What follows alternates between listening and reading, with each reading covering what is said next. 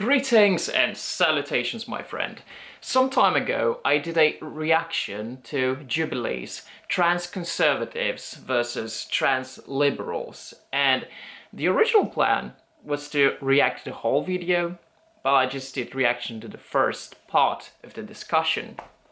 And honestly, doing the whole reaction would take a lot of time, and honestly, I don't think this video is that interesting. I think the only reason people are so attracted to this type of videos is because it's conflict oriented, and people love conflict. But I would do commentary on particular parts of that video, and at this point I have seen the whole thing, and to be honest, it's a mess. It was a disaster. I think, in the last video, I was really trying to be very balanced. I was trying to be very objective. I was trying to see every side and all of that. But things escalated quite quickly. And whereas I had a lot of sympathy for the trans people who represented the liberals on this panel, if you can call it, well, eventually it got to the point where I just couldn't stand some of the people there. There are some specific individuals I can think of. So by rewatching this, I am sort of torturing myself right now for your pleasure. You're welcome. Oh, and I'm also doing a video on the loneliness pandemic that is affecting, well, basically the entire first world countries at the moment, and why I think it's so important to address that problem. So if you're interested in that, stay tuned, because I will upload that video probably tomorrow or in 2 days. For you to participate in the military, that's sad, but at the same time, if that is what is determined for the ultimate safety and effectiveness of the military, nothing should come before that. Blaire, have you ever worked directly with trans people? Because the second bomb... Have you ever worked directly? I am right now. No, We're directly surrounded by in them. services in terms of nonprofits and actually getting clientele. She's not That's grassroots. my entire career. She is not a grassroots person because, truth be told, a lot of our community What does that even mean? is in grassroots. Have you ever had a Nonprofit client list of organizations that are transgender people that you trans-led. actually took care of? Hold on just a second. Took care of them, like what, like paid their bills? No, I don't Offering them think so. services, getting them through I've services. helped a lot of trans people in my life, Trans-led yes. organizations that are ran by trans people. I really want to see what you've done for those organizations because I don't see any of y'all on the front line. Okay, so we're starting off already a bit chaotic. So Blaire White is apparently not a grassroots trans person because, she's a conservative trans person. And, I do think that conservative trans people play a very important role, especially trans politicians who happen to be, let's say, Republicans or Tories or whatever. Why do they play an important role? Well, I think they make it much easier for trans people by exposing themselves to the more conservative side, interacting with them, and making them see trans people as just normal people, and that creates acceptance. So we shouldn't be dismissing more conservative trans people. And honestly, I don't even think Blaire is that conservative. Sure, compared to an average liberal, yeah. But honestly, I wouldn't even consider her a conservative. She's a center-right libertarian, the way I see it. I've dedicated, hold on.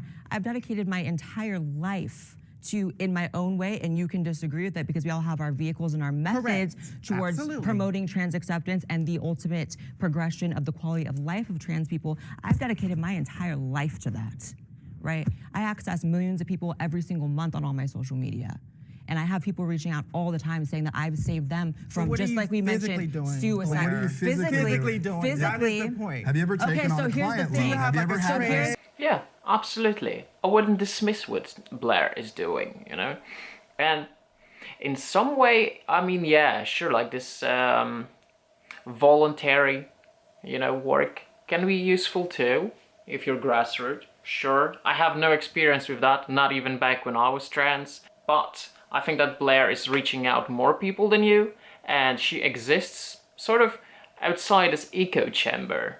which is a great way to build bridges if you think about it. Some Well, you're trans using a influencers are metaphor for disconnected. something that's That is not a professional. They're gonna metaphor. speak in That platitudes that the is whole a time. That's tangible what they're gonna do. resource organization. Because if you, this is where y'all's privilege come in. Because if y'all don't need My privilege? services, My from content is a trans- resource. If you do not need First of services all, ma'am, from don't come for my nonprofits privilege. that are trans-led, Because you have I was raised by privilege drug and you addicts. have I have access. HIV. I'm sorry. I create the resources. I would rather I create work the with resources. My content is. Yep, this is devolving into some sort of chaos, honestly. And I think, would those discussions work better if it was one-on-one rather than putting all of those people together? Especially since, you know, there are some people on both sides who are more conflict-seeking, you know? Some examples I can think of, Blossom, but even Blaire. Like, Blaire, she doesn't give a shit, right? She will tell you what she thinks, and she can be very loud, she can be very aggressive in that way. And I'm not saying this as a criticism in any way. I think that, you know, considering, and Blaire actually made a video of that, where like Blossom ganging up on Andrew, thought her presence, Blaire's presence there, was needed for that reason. And perhaps she's right, but I think they're both sort of channeling those negative energies of each other. And oh, that sounds like so spiritual and mystical when I say the word energy, and that's not what I meant at all. But I think they're getting the worst out of each other in that way. But, you know, let's have some of the other people there, one-on-one, or maybe 3-4 people involved.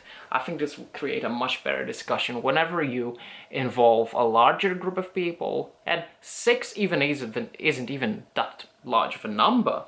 But it will always go to hell, okay? Conversations like that can only work on individual level. I think it was a bit disgusting by Blossom to pull out this privilege card. Like, no, you're privileged, right? And it's all about skin color. And yeah, I like what Andre said, like, he grew up with drug addicts. We shouldn't be assuming that people are living privileged life just because they're white, or they're straight, or they're what we call cis. I don't really like that word. I think it's a slur. I will take a step back and let other people have an opinion. Are you sure about that? I just really hope that the people at the top that you're referring to aren't transphobic, because let's be clear of the isms that are in the military. Man, we live that in a lot of America. us face. People are allowed Excuse me, to I'm be. speaking. Do not interrupt a black trans woman when she's speaking. You've Let's be interrupted very me clear hella when it comes times. to You know, I really hate when people do that. I think that true equality is not about who has more right to speak or less right to speak. It's that we all have the same right to speak, either first or last, regardless of our skin color, sex, or sexual orientation, or religion, or whatever. I think that's the most liberal position there is. But, no, the current liberal position is that you have to prioritize certain groups, give them this sort of privilege, because those other people here had this sort of privilege. But that does not create balance. That just, you know, it's like a seesaw. And what that creates is just a different type of oppression. And, you know, honestly, like in the first part of this reaction, I stated openly that I kind of like Blossom so far. And I've already changed my mind here. I'm already starting to dislike her. She's the loudest in the room, interrupting everyone. But if you interrupt her, it's like, hey, I'm black, you can't interrupt me. Funny how that works. As somebody who's something for you to why tell do you a have person to of put color black in here, front of it? because this is my experience and this is my reality. First of all, has nothing that to is do so with your transness, disrespectful though. to tell a person I'm gonna of have an color, aneurysm. a black person, how they should feel. Yeah, I love Blaire's comments sometimes. Like, I'm gonna get an aneurysm. Blaire, please never stop being you. I love you. But, you know, if we look at it a bit realistically, is there some sort of discrimination towards non-white people? And I hate the term person of color, people of color, because that is, you know, derived from a colored person. I think it's a stupid term, because, you know, white people, we too have a skin color, we too are colored, and by saying that someone is a person of color, you are implying that white is some sort of standard. It's the norm. I don't think there is such a thing as a skin color standard. Like, I see everyone as equal, regardless of the skin color, and I treat everyone the same. And I think that's where we as a society should be moving towards. But is there an actual discrimination towards non-white people? Yeah, I think so. I definitely think so. I'm not going to be denying that, but I think in a lot of cases people overreact and overestimate just how much of that exists. And I'm sure there's more of that in America than here in Norway. Although, you know, sometimes I guess I would see some of that too, you know. But, you know, I think the point is that we should try and do something about the discrimination rather than, is it like, hey, I'm more discriminated, so I should have a right to be an asshole. Nah, that's not how it works. An asshole is an asshole. And, you know, all assholes stink the same. So disrespectful to tell a person of have an color, aneurysm. a black person, how they should feel. How dare you sit up here and say that? Okay. I think it's funny that she says that as a black woman or as a black person, you have no right to tell me how I should feel. Yet, you know, that's exactly what the Democrats are doing. They're telling black people how they should think, how they should feel, and who they should vote for. Funny how that works, right? A lot of rich white dudes telling you, a black woman, how to think and who to vote for. And somehow that's alright. But this isn't. Please explain to me how this works. No, it's not my- what are it's you not my talking fault. about? It's not my fault that y'all don't understand respect.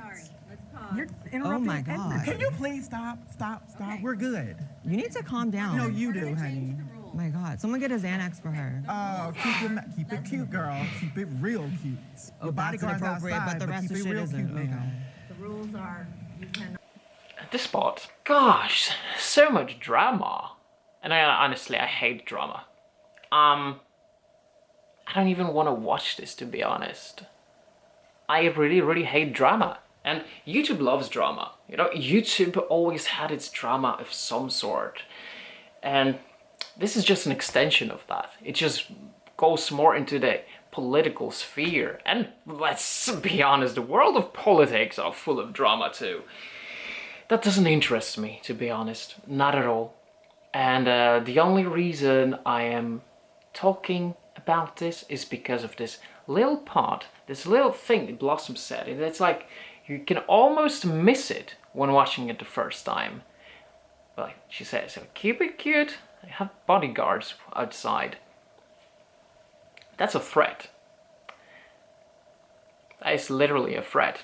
And on top of that, Blossom stated that she didn't actually threaten Blaire during the making of this video. Blaire White lied and said that I threatened her on set. Keep it cute, girl. Keep it real cute. Your that's bodyguard's inappropriate, outside, but the rest keep of it shit real isn't. cute now.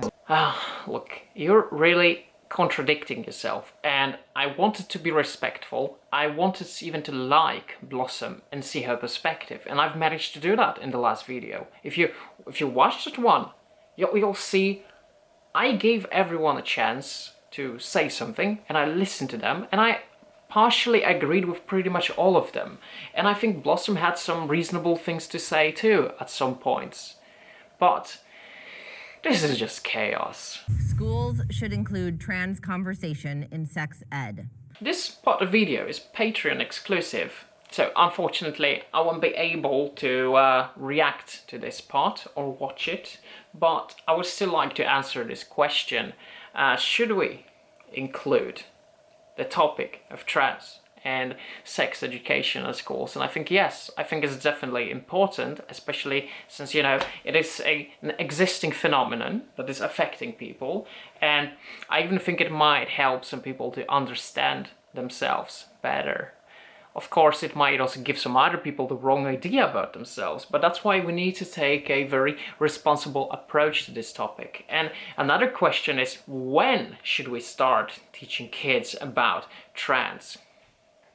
Well, not at kindergarten, let me tell you. I think it can be very confusing for kids, especially when we had this case of a little girl who came home crying, being scared that she's going to turn into a boy, because apparently you can change your sex after birth, which you really can't. It is impossible to change your biological sex.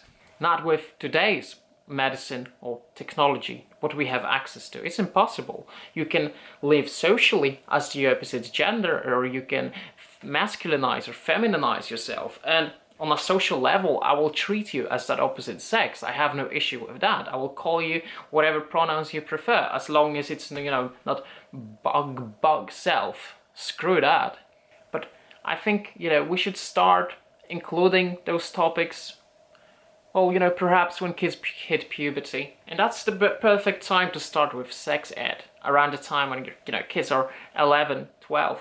Because I do think sex education is important, you know. Without sex education, we'll have a whole generation getting unwanted pregnancy, a whole generation thinking that it's okay to have sex with someone who passed out because they're too drunk. You know, it's needed, and I think it can also help some people accept themselves as homosexual, and etc., etc. And I think it can also guide some people towards, you know, helping them with their own so-called gender crisis, if that is the case. But I don't think we should be pushing it, you know. And what I mean by that is there's definitely the ideological aspect to that, and I don't think we should be pushing ideologies at school. And yes, that goes for religion too. I think we should be learning about religion, but that we shouldn't necessarily push a religious ideology on kids. Let them find out on their own. I will just move on to what I think is the most interesting part of this video, and that is whether minors should get a top surgery. It's okay for minors to get top surgery. Really? You guys waited on that? That's pretty vile. Interesting, you know, that in the case of the bathroom laws, whether it's a safety concern for trans women to use female restrooms, all of the conservatives agreed and none of the liberals. Now it's the opposite. If somebody's like 17 or like late 16 and like feels like it's right for them, I mean, like people are really different. I know for me, like top surgery when I was like 16 would have been like so good, and it would have literally like saved my spinal cord from like binding all the time. That's why I'm like, yeah, like I feel like in instances like it can make sense. Oh man, I definitely 100% sympathize with people who feel like they have to bind their chest. You know, it sounds painful, it sounds uncomfortable. I completely understand that. And you know, also I don't think it's safe for trans women to be tacking their testicles. You know, there's this technique where you're pushing the testicles like inside your body, so you can wear more tight clothes like dresses and so on, and they won't be visible. Yes, it sounds painful, and it actually has its risks. And binding has its risks too. So yes, I can sympathize with that. Still, I don't think we should be giving minors top surgeries. And you know, I'm very open-minded on most issues. I'm always open to different opinions. I'm always open to change my mind on most things, but I think I stand quite firm when it comes to medical treatment of minors, when it comes to transition. First of all, you know, let's start with puberty blockers. It's a horrible idea to put your kid on puberty blockers for several reasons, really. One, it might lead to development of osteoporosis. You know, puberty is very important for the growth of one's bones, but also development of your brain, you know, or development of your sexuality. Well, a lot of people who go on puberty blockers when they're kids will never be able to experience an orgasm, and I think it's important for a lot of people to live fulfilling sex lives. And well, you could argue that sure, some trans people would never be able to live a fulfilling sex life anyway, since they're so dysphoric about their own genitals. And you know, even when you're completely on your own, you might still have a bit of a fun time with yourself. Even if you hate those parts, it still can be stress relieving, you know? And well, I had Richie Heron on my channel, and he went in depth on some other reasons why you shouldn't be on puberty blockers, that you are more likely to pass if you've actually gone through your biological natural puberty. I'll leave the link to that video right here or here. Right here somewhere. There's a card, you can click on that, or you can watch my interview with Richie if you want to, if you haven't watched it yet. Now, when it comes to hormones, like cross-sex hormones, I would say the earliest someone should be taking them is at 16. And that is in the cases where someone has experienced intense gender dysphoria from early childhood and then actually have been in the system and being followed by a therapist or psychologist over a longer period of time. Sure, I think, yeah, 16 would be a good place to start. But normally, I would say no hormones under 18. But then again, you know, we need to ask ourselves some serious questions, like, well, we say minors can consent. Is there really that much of a difference between someone who's 17 and someone who's 18? Why do we say that a 17-year-old can't consent, but an 80-year-old can? That's a really, really stupid way of thinking, you know? If we follow that logic, then well, an 18-year-old can't consent either.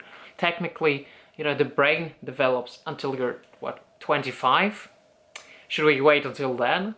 No, I don't think so. I think it's individual, but mostly we need a responsible approach to this and just find out whether this is actually the right choice for someone before we go through those surgeries. And any surgical decision, I don't think, should be done under the age of 18. And ideally after that, you should probably take your time, you know? Especially, like, I'm against bottom surgeries, completely, 100%. When it comes to top surgery for female to males or trans men, well, I can see the danger of binding, for sure, and I sympathize with him, absolutely. But, you know, at the same time, what if you will actually regret it? Well, should you hurry up to make the decision just to make your life a bit more comfortable in that moment? It might feel, you know, distressing at that point, but, because, you know, life doesn't happen in that particular moment. Life happens over a prolonged period of time, and that we need to take into consideration. I don't think any minor should be having life-altering elective surgery or life-altering elective medicalization, period. And so when I work on bills across the country that do ban this for minors, there's a couple things I point out. I point out that I don't think a 16-year-old female who wants breast implants should be able to get that either. When we look at what we allow minors to do, like surgeries and stuff like that, they're not life-saving. They're not, if you don't get it, you're not going to die. It's not like having appendicitis and having to get your appendix removed or anything like that. It's elective. I think that's the key point here. Sara makes some good points, and honestly, if you ask me, I think she's the one who makes the best points out of all 6 of them. And even though, you know, I'm a huge fan of Blaire White, I think that Sara's performance in this video is absolutely perfect. You know, she just wiped the floor with everyone there, and I agree with her 100%. It's not like you need those surgeries or else you're going to die. And, you know, some people will tell you that, well, if your kid is not going to transition, they're going to analyze themselves. And I think that's manipulation, really. It is psychological manipulation. But, you know, at the same time, I'm also thinking that, well, maybe those procedures can actually also improve someone's quality of life. That it's not just about, well, it being life-saving. It's also about improving the quality of life. But you know what? Here's the thing. life is not perfect. Life is not some utopia. Sometimes you just have to take your time and suffer through things, you know? And it's not just about being trans. Whatever it is you're going through, things take time, you know? You don't really get anything you want in that particular moment. And that is a reasonable approach to approach life in this way. Hey, you know what? I have to be patient. And I realize the importance of the virtue of patience in life. And if you can manage to attach that same virtue to your transness, that can actually help you, because you are less likely to rush into making decisions that might be bad for you. Agreed. My thing about surgery, I'm actually vehemently against surgery, like all of it, top surgery, bottom surgery, all of it. Particularly because you need your genitals. Like, it's just that simple. You know, you have these people now who have non-functioning fake penises and vaginas that, you know, you've had issues like, for instance, Richie had, where like your urethra folds in half and then you can't pee no more. This is See, talking about Richie Herron, we actually talked about his difficulties with urinating on my channel in that same video I've mentioned earlier. Gosh, you know, almost every video I mentioned that I had Richie on my channel. I might be in love with him. You never know. But you know, regarding what Andrew said about those fake genitals, because I think that's what they are. They're not real genitals. You cannot create a vagina or a penis artificially. At least not now. Maybe at some point. Perhaps that will be helpful for some people. But, you know, the results you get with the current surgeries, they're scam. You know, you're not getting what you're paying for. You're not really changing your genitals into that of the opposite sex. You're just mutilating your genitals, the genitals you're having. And, well, are they functional? Well, depends how you look at it. If you look at a vagina, well, or neo-vagina, or how I call it, just the wound. Well, can it be penetrated? In some cases, yes, unless, you know, you're too narrow or perhaps, you know, it has closed. But is that really the function of it? And it's a fun fact, but at the beginning, when they started doing those procedures on trans women, males to females, they didn't really care about the sexual pleasure of their patient. Like, that didn't matter. All that matters is, can it fit a penis in there? Because it's all about a man's pleasure, right? And you know, this actually tells us a bit about how they felt about women's sexuality and women's sexual pleasure as a whole. This isn't just about trans women, right? But yeah, regarding functionality, well, it will never function like a normal vagina. And it's even worse for trans men, because it's much harder to recreate some sort of a replica of a penis like that. You can't do that. There's the results of female to male surgeries are just bad. They're really, really, really bad. Well, and then you can ask, well, are they functional in the sense, like, can you experience sexual pleasure? And like in my own case, I can, and I do experience orgasm in pretty much the same way I did before. It feels just the same. But you have to keep in mind, I transitioned as an adult. I didn't go through puberty blockers that wouldn't allow me today to have this ability to experience an orgasm. And I don't even think it's the most important thing, you know. I think we're putting way too much attention on sexual pleasure, or pleasures in general. We live in a very hedonistic society, of course. But when it comes to that, it still can be life-ruining when you don't give someone the possibility to experience that. So I can see the ethical reasoning behind, you know, the argument why kids should never be on puberty blockers. You know, I disagree with that, because I was in physical pain, and the moment that I got that top surgery, the pain was alleviated. That means you needed a breast reduction, my friend. No, it's just binding, dude. Binding goes crazy. I mean, I binded for 8 years. I know, like, it sucks. I know, but like, if you just keep binding, like, honestly, like my ribs are like, I'm like, ew, I hate my ribs. Like they're all like messed up. Is that Look at an your issue body with type. safety of binding though? I'm actually curious. Yeah, about like this. Is honestly, but safety the of- thing of is how too, they like teach you to I bind? think it comes with like the size of your chest. So like I had a big chest, so like Same. I had it was the only way. You know what I mean? Yeah, that's interesting, and that is something I've never actually thought of, because, well, it was never really relevant for me, but I believe it'll be much harder for someone with big breasts to bind them than someone who had tiny little boobies. And perhaps, you know, the same goes for penises. You know, if your dong is like this, and you're transitioning, yo, it'll be pretty hard to hide that motherfucker. Like, where are you gonna put it, man?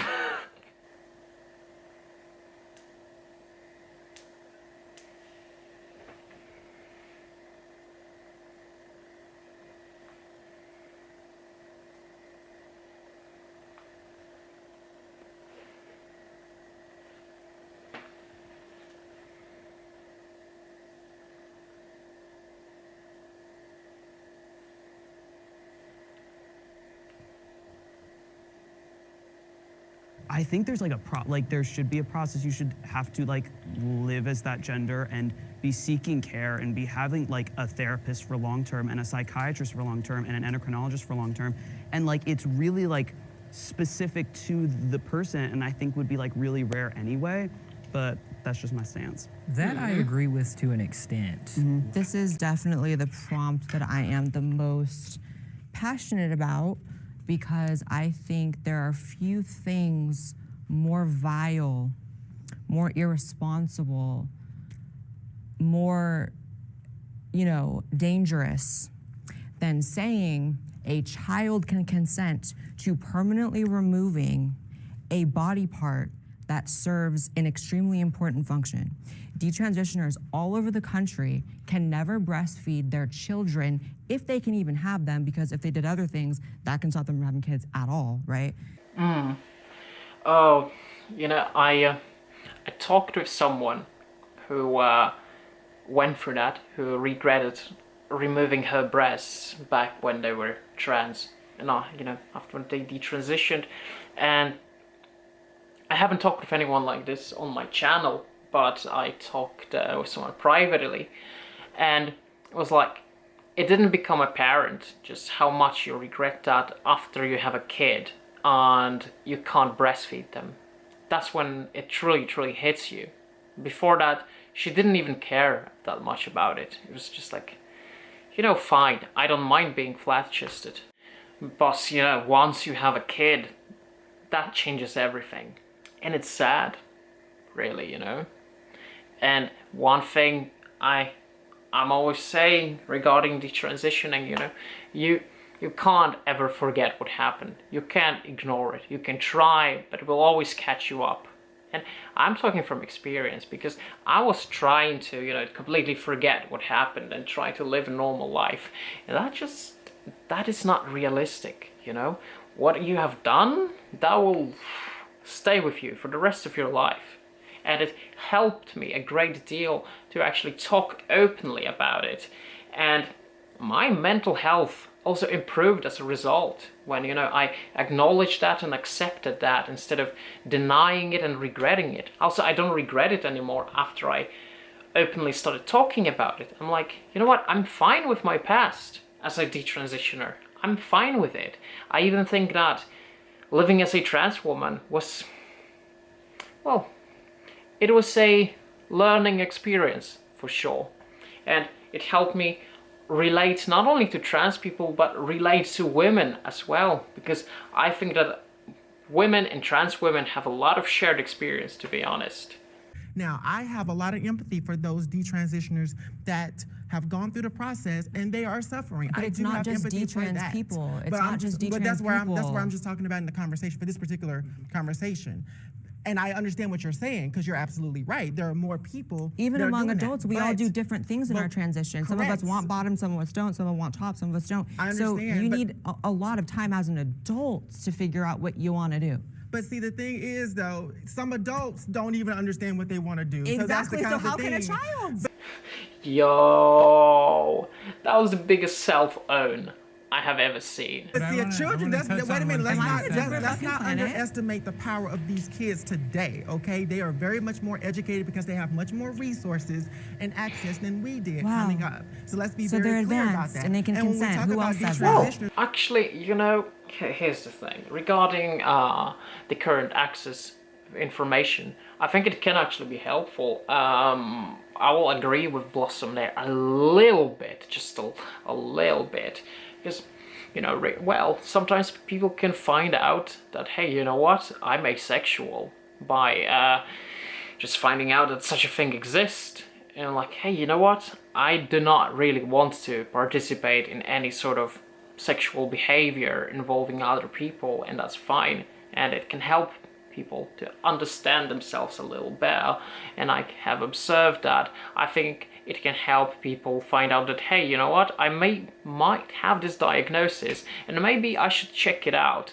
And I'm not supporting self-diagnosis. I have never done that and never will, but I think it can help people to understand themselves a little better and, you know, perhaps actually get a professional diagnosis based on that.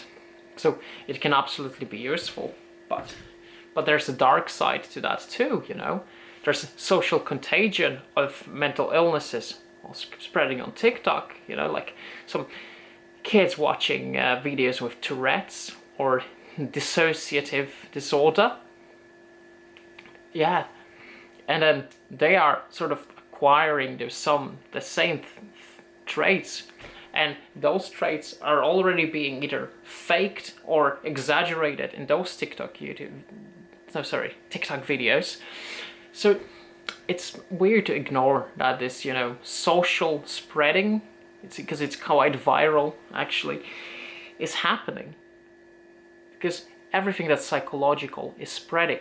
It's like we accept that physical illnesses are spreading, right? Through virus, maybe someone coughed in your direction, or STDs, you know, you can get something nasty by having sex with someone nasty. But we think of everything that's psychological as sort of isolated in a bubble, and it's all happening from within. That's not how it works. The external world affects your psyche, and other people's psychological states and profiles will affect yours. We are social creatures. We are connecting psychologically, and, you know, psychological spreading of mental illness or ideologies is happening all the time. And why should we think that it can't happen with trans?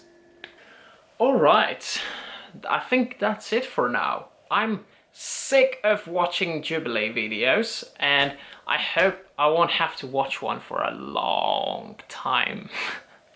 Well, I'll hope you have a good day, and remember to take care of yourself, and I will see you in the next video. Ciao.